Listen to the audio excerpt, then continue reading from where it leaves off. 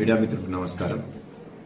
రాయదుర్గ పట్టణం రాయదుర్గ మండలంలో జరుగుతున్నటువంటి చిన్న చిన్న ఇష్యూస్ పట్ల ప్రజలకు అంతరాయం కలిగిస్తున్నారు అనవసరంగా. కాబట్టి దయచేసి ఏదైనా మీరు అనుమతి పొంది ర్యాలీ గాని, రాస్తారోకో గాని, ధర్నా గాని, సభలు గాని, సమావేశాలు గాని నిర్వహించుకోవాలి. అలా నిర్వహించుకునే ఎడల మీ పైన చట్టరీత్యా చర్య తీసుకుంటాం.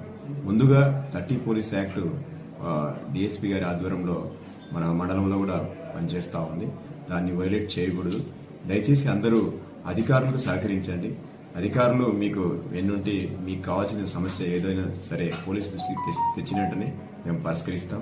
అనవసరంగా ఎవరో మాటలు విని లేనిపోని అవగాహన లేని అపోహలు కలగజేసుకుని మీరు రాస్తారోకో ధర్నాలు చేయడం చట్టరీత్యా నేరం. అలాగే మనుషులు రోగులు చికిత్స తీసుకున్నటువంటి హాస్పిటల్ ప్రాంగణం నందు, ఏదైనా ప్రైవేట్ హాస్పిటల్ ప్రాంగణం నందు అక్కడ రోగులకు ఇబ్బంది కలగజేయకుండా మీరు శబ్దధ్వని కాలుష్యాలు చేయకుండా, అక్కడ ధర్నాలు రాస్తారోకలు చేయకుండా, వారికి ఎలాంటి ఇబ్బంది కలగజేయకుండా క్రమ పద్ధతిలో మీరు పద్ధతిని పాటించాలని చెప్పేసి మా మనవి. ఇక ట్రాఫిక్ అంతరాయంగా ఉన్నటువంటి పెట్టి షాప్స్, తోపుడు బండ్లు వగైరా షాప్ యాజమాన్యం వారు కూడా కొద్దిపాటి మీకున్నటువంటి ప్లేస్ లో సర్దుకొని పెట్టుకోవాలి. అలాగే అక్కడ నిలుపుదల ఉన్నటువంటి వాహనాలు కావచ్చు, ఏదైనా కానీ క్రమ పద్ధతిలో పెట్టుకోవాలి.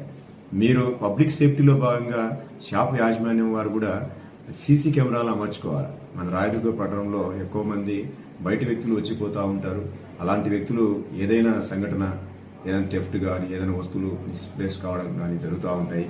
అలాంటివన్నింటినీ మనము క్యాప్చర్ చేసుకోవాలంటే సీసీ కెమెరా మనకు చాలా ముఖ్యం. దయచేసి అందరూ కూడా రోడ్ పాయింట్ కు వచ్చేలాగా యాజమాన్యం వారు సీసీ కెమెరాలు అమర్చుకోవాలి. అమర్చుకుంటే మీ ప్రాపర్టీకి రక్షణగా ఉంటుంది. కాబట్టి మీ మాన రక్షణలు కాపాడేదంట పోలీసు వారు చేస్తా ఉన్నారు. కాబట్టి అందరూ పోలీసు వారికి సహకరించండి.